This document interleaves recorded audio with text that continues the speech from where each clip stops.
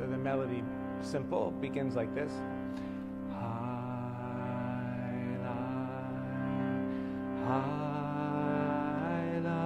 Let's try that. Nice. Next piece.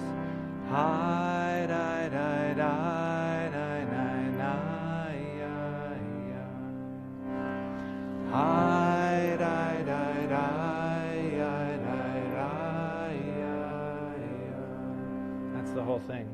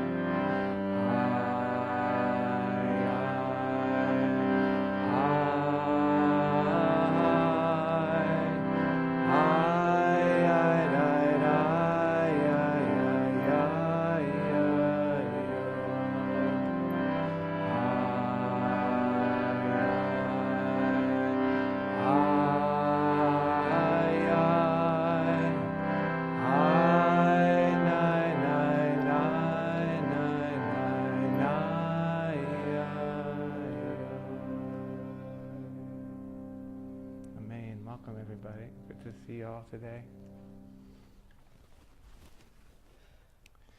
I wanted to talk a little bit about how the story that's unfolding in the Torah right now represents the spiritual journey. And it creates a kind of a map that can be helpful for understanding what our own experience is. It doesn't mean that our own experience should be exactly like that in any way, or even in the same order. It's not necessarily linear, but it's good to understand and name different aspects of our relationship to the path. So last week, we had Moses growing up in Egypt and then getting upset with the situation there, realizing that it wasn't as wonderful maybe as he thought it was, being disillusioned and leaving. So this is something to watch for in our own experience, is that there can be a tendency to put more hope or more faith or more stock, put more investment of your consciousness in life circumstance when things are going well. Right? For Moses, it was the ultimate going well, because he was the prince of Egypt, right? And then all of a sudden he becomes disillusioned. He sees one of his brethren being hit, and then he reacts very strongly with anger, and he ends up murdering the Egyptian and says, you know what? Let me just get out of here. This isn't for me anymore. This can happen where things are so wonderful, but we don't realize that how caught we are in it. We don't realize how enslaved we are to it until it starts breaking down. And then there can be, if you have a spiritual mindset, if you have a sense of being on a spiritual path, there can be a sense of, I just have to step away from all of this, whatever this is, right? Fill in the blank. But whatever it is, it has to do with life situation, with worldliness, with some kind of stuff that happens in time. And there can be a sense of wanting to withdraw, become a renunciate. It doesn't mean that we all become real renunciates, but there can be that desire anyway to just kind of turn away and withdraw. So that's kind of an initial stage that many people experience. Disappointment, disillusionment with things. And then he has this experience at the burning bush that's telling him to, no, go back into it and be a positive force within it. Don't just go back into it enjoying the life of a prince. Go back into it and try to work on the thing that disillusioned you in it. Make it better. Bring blessing to the situation. In the Tanya, which is a Hasidic mystical work, it calls this kind of movement Ratz V'Shuv. It's taking that term from the Sefer Yetzirah, which is one of the oldest Kabbalistic works. We don't really know when it was written, maybe around the 7th century, 5th century, who knows. It claims to have been written by Avraham. So Ratz V'Shuv means running and returning. And in that context, it talks about running as being a desire for transcendence, for letting go of life situations of the world and dwelling in the experience of the eternal. In the Tanya, that's accomplished through contemplation and prayer. So what we're doing right now is a kind of contemplation. We're talking about it, bringing it into consciousness. But then there's the shuv, which means returning back into all the mishigas of life, but with this renewed connection with the eternal in order to do something here. So that's the insight, we might say, that Moses has at the burning bush. The divine voice from the bush is telling him, no, you have to go back. And then he says, well, but what do I do? And the voice says, well, you go talk to Pharaoh. So that's very interesting. Maybe it wouldn't have occurred to him to go right to the source. Like, how do I deal with this huge mess? Well, go to Pharaoh. Pharaoh is the source. So in the spiritual sense, in the metaphorical sense, Pharaoh can represent the sense of me that's experiencing the distress.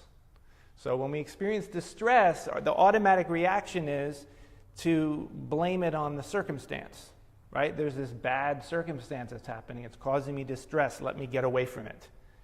But then once you have a little time away from it, it may occur to you, you know what?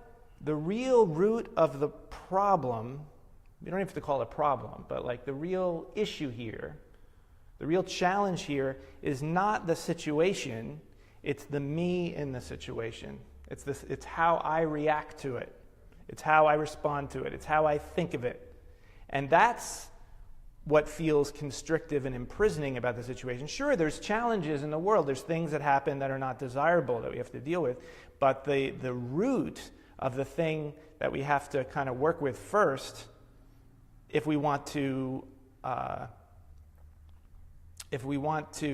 transcend the problems in a spiritual sense, as opposed to just fixing things temporarily, then we have to kind of come right to the source, which is Pharaoh, represented by Pharaoh.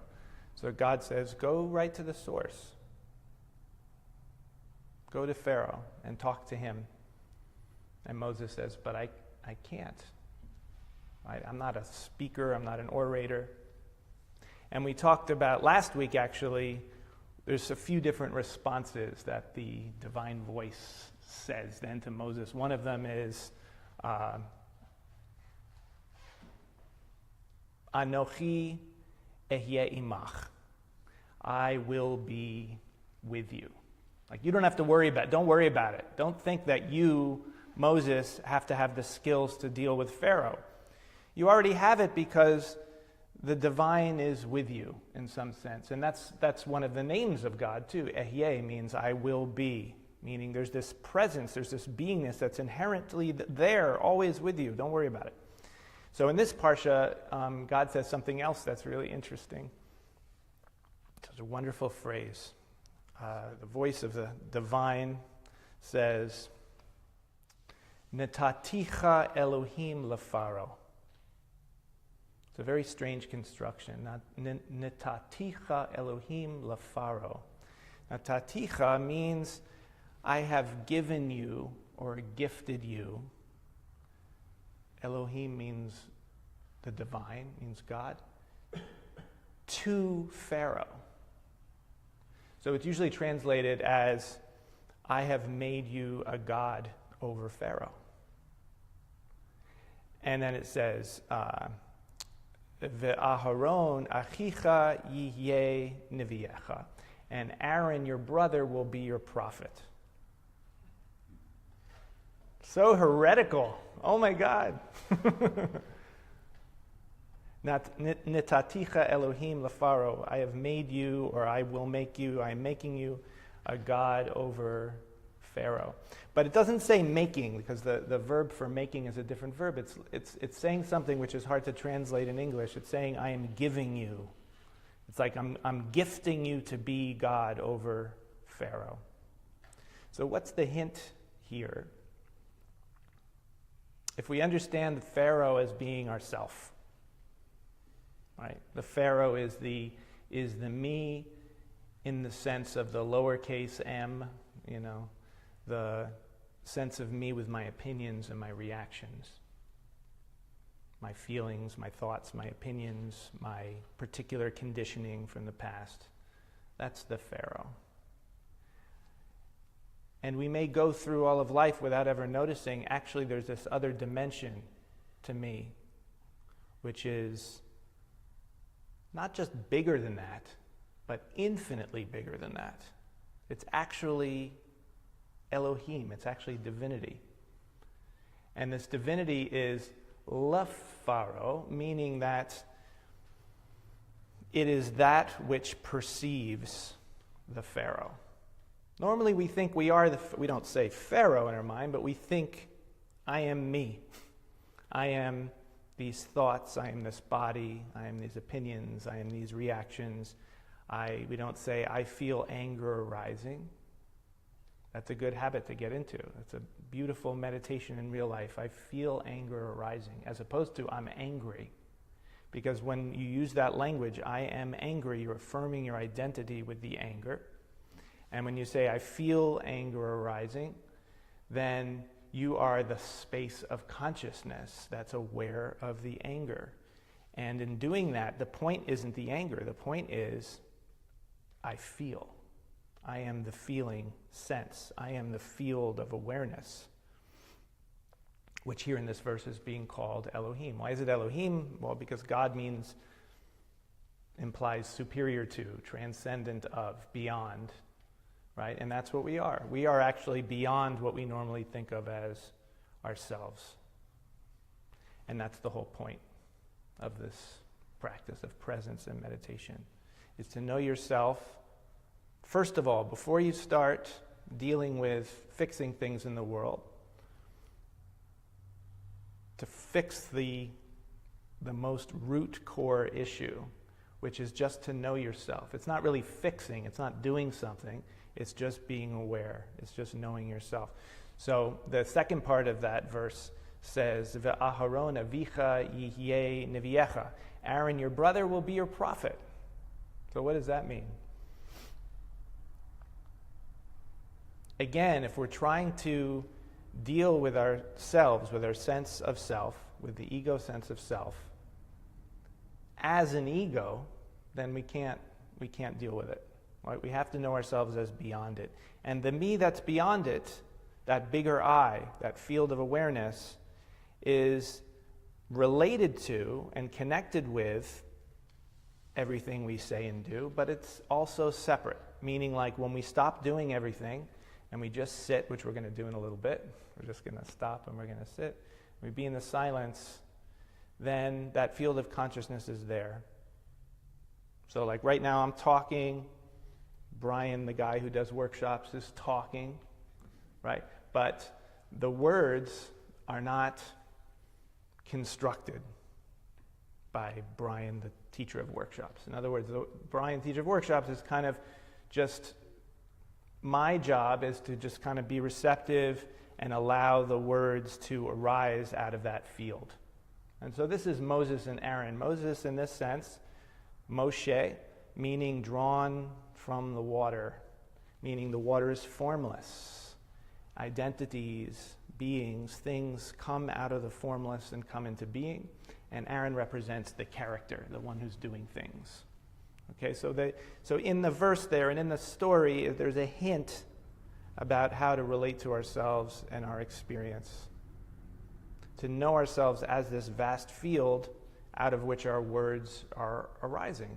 And we don't have to worry about it too much. What am I going to say? Don't worry, because it's not me. It's the totality of being that's arising and manifesting as this situation.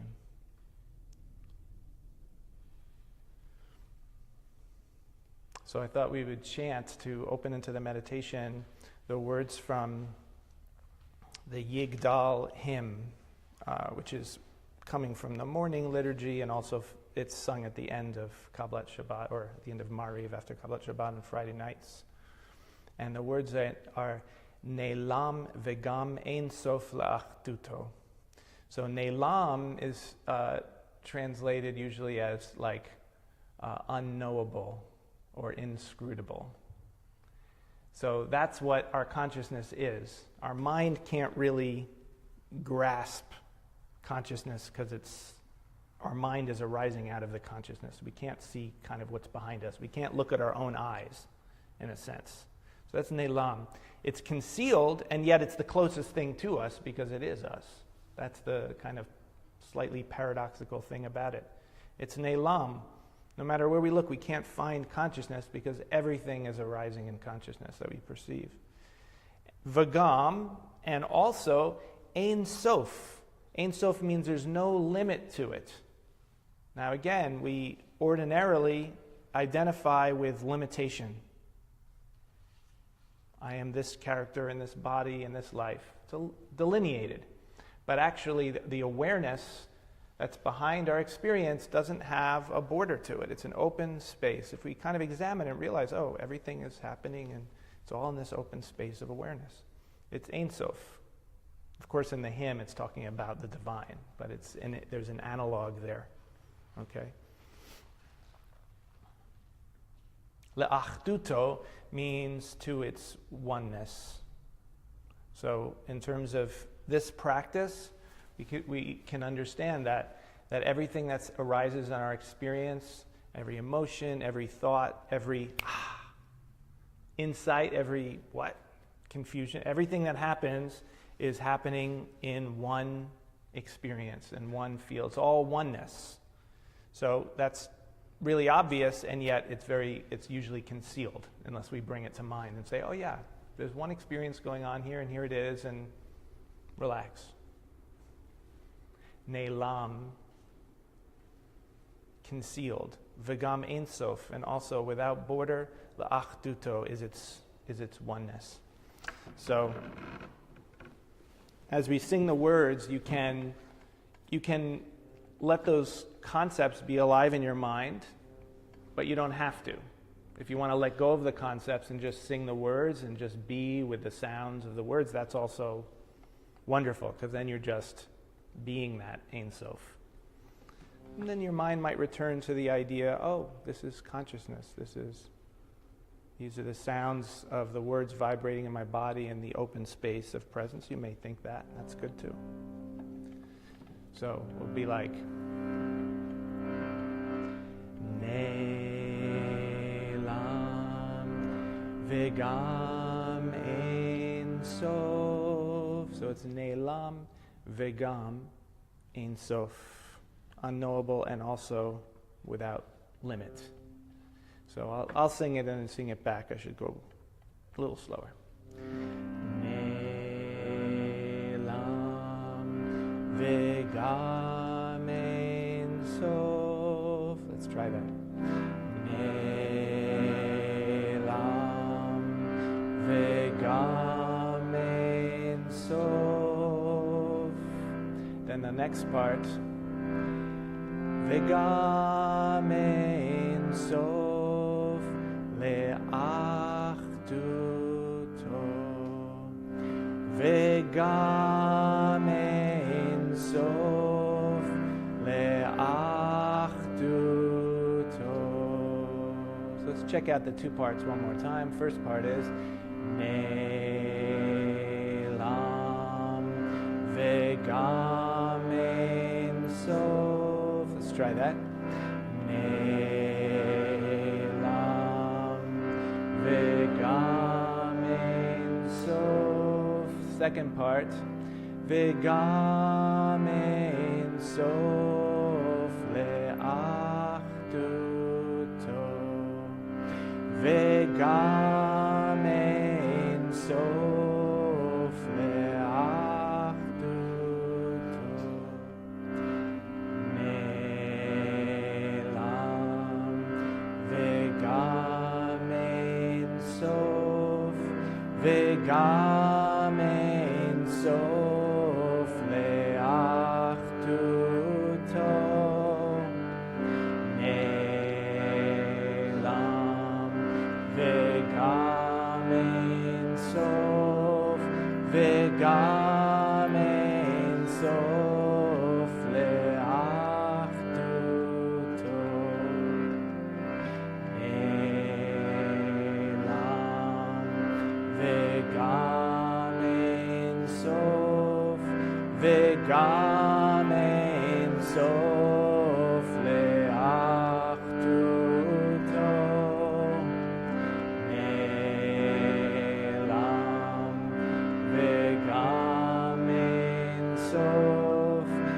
V'gam ein sof le'achduto. Ne'elam v'gam ein sof. V'gam ein sof le'achduto. Ne'elam v'gam ein sof. V'gam ein sof le'achduto. Ne'elam v'gam ein sof. V'gam ein sof le'achduto. Ne'elam v'gam ein sof. V'gam ein sof le'achduto. Ne'elam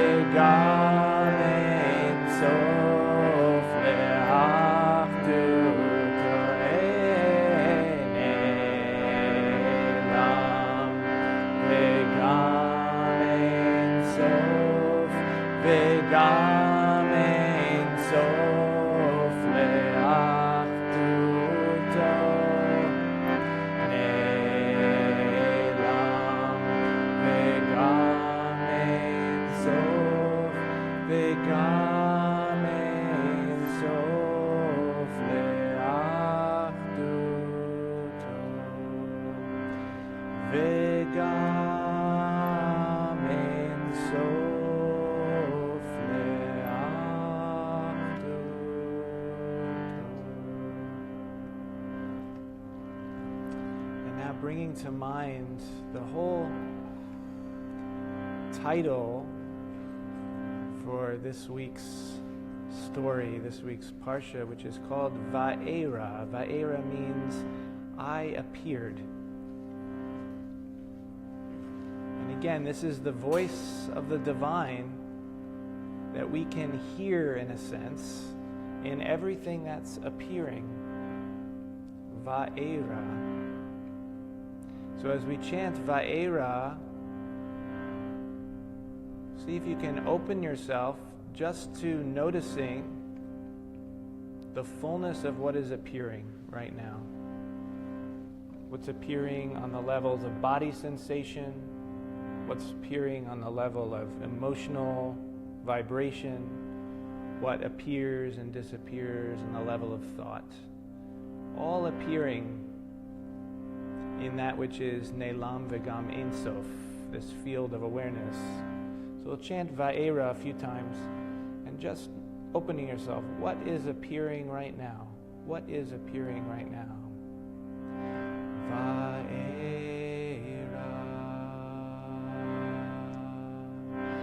Va'era,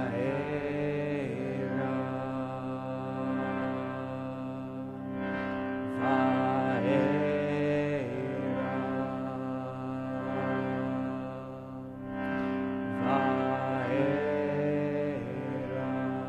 Opening yourself to the fullness of your experience.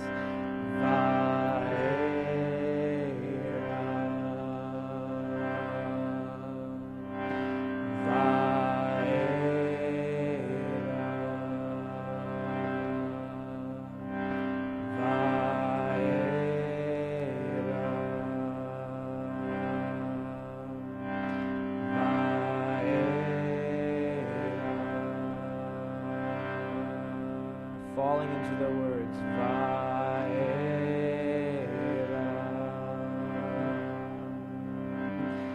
Va'era.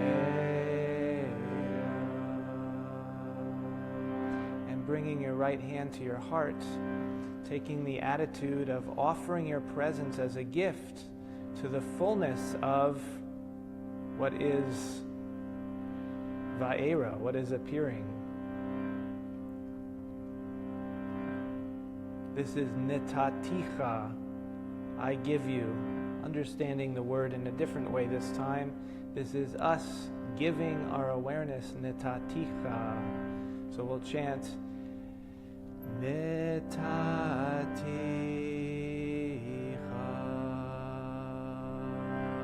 All together. Netaticha. Offering awareness.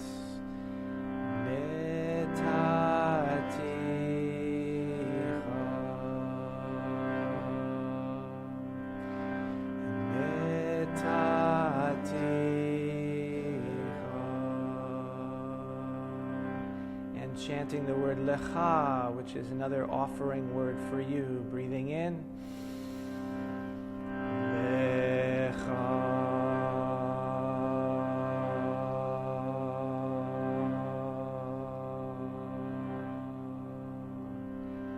With right hand on your heart, also bringing left hand to the belly, connecting with your body, bringing awareness into your hips,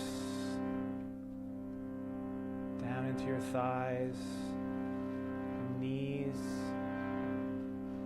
calves, feet and toes.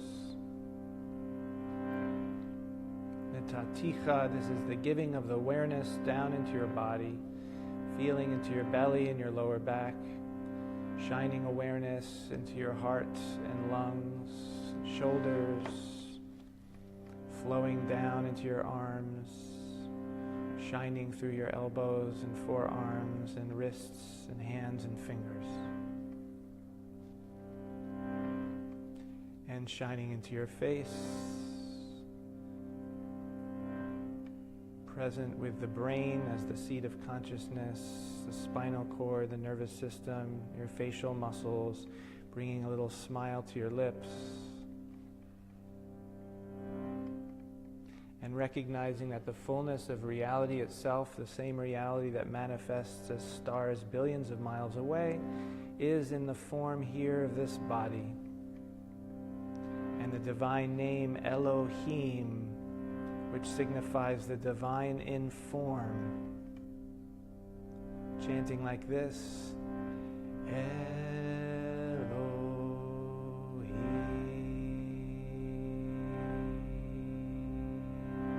all together.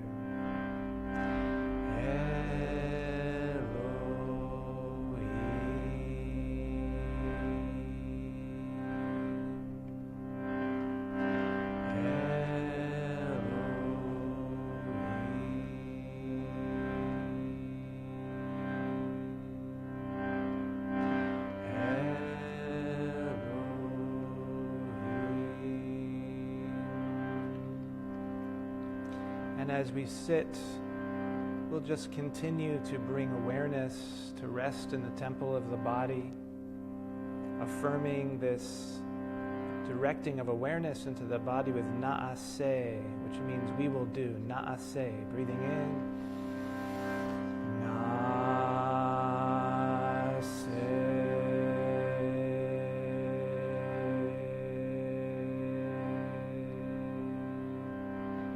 Bringing right hand to touch your fingers lightly to your forehead, left hand on the belly, right hand on the forehead.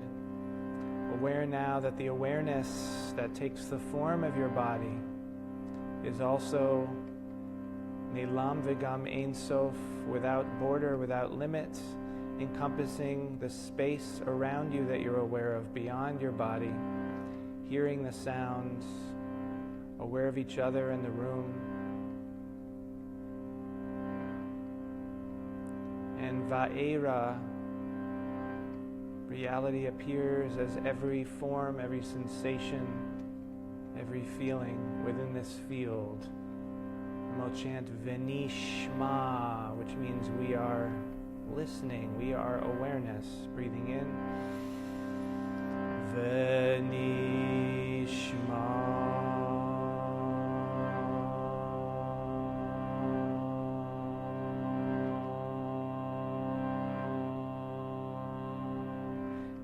Kiss your fingers, relax your hands. Atahu, you are the fullness of what is. The divine is ever present. Atahu. Atahu.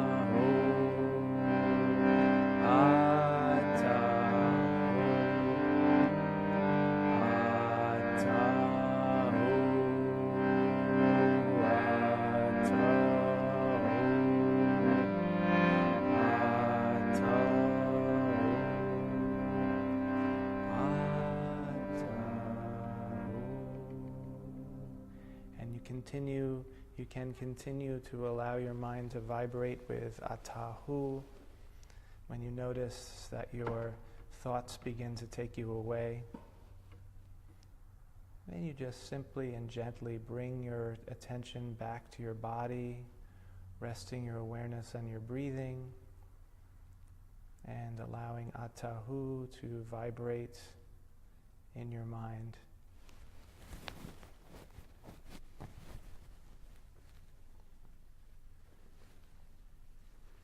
Again, if you find yourself that you've been thinking about something for a while. There's no judgment of that.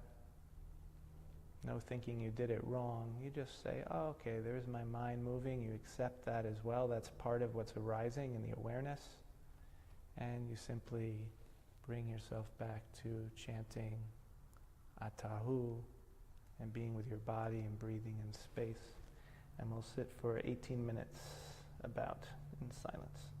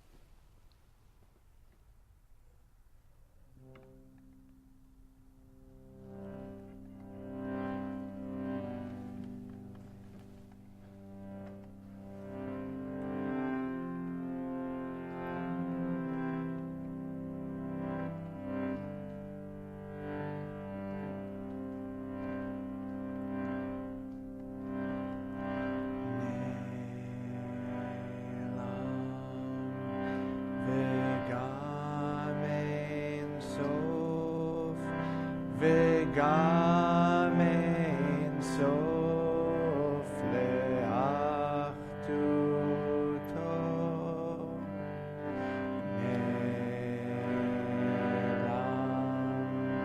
וגם אין סוף, וגם אין סוף לאחדותו,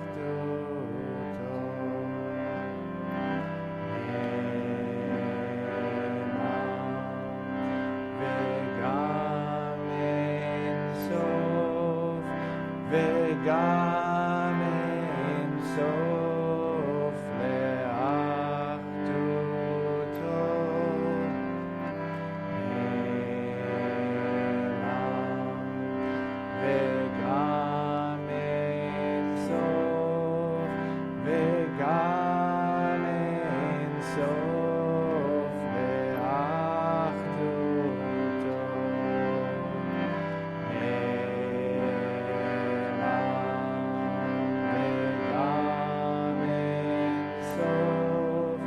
וגם אין סוף, וגם אין סוף לאחדותו, וגם אין סוף לאחדותו,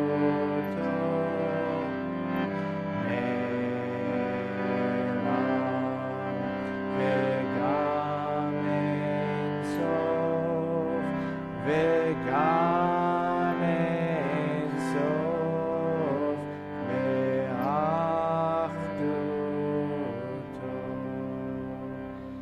So closing with the three portals, right hand in your heart, remembering this kavanah of offering awareness with the word lecha, breathing in.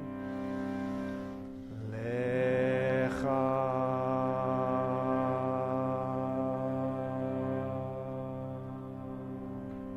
And left hand on the belly, connecting with the body and with the flow of your breathing. With na'aseh, breathing in.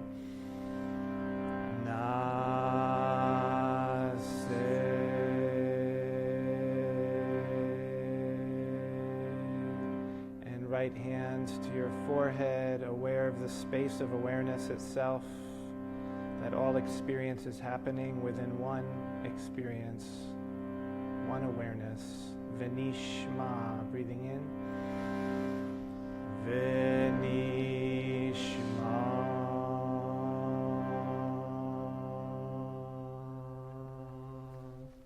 Amen. Atahu. Osei shalom bimromav. Hu ya'asei shalom aleinu v'yal kol Yisrael v'yal kol Yoshrei Tevel v'yimru. Amen. Amen. So I want to just leave you this week with a different inquiry phrase. Last time we were using the phrase of who am I, or what is my true name, coming from Shemot. So for this week, Va'era, you can try what is appearing right now. What is appearing right now? What's in my awareness right now? It's a very powerful, very simple and very powerful, so I leave you with that. I want to thank all those that are watching, and many of you here for supporting these teachings. Welcome to some new folks today. Have a wonderful week. All blessings.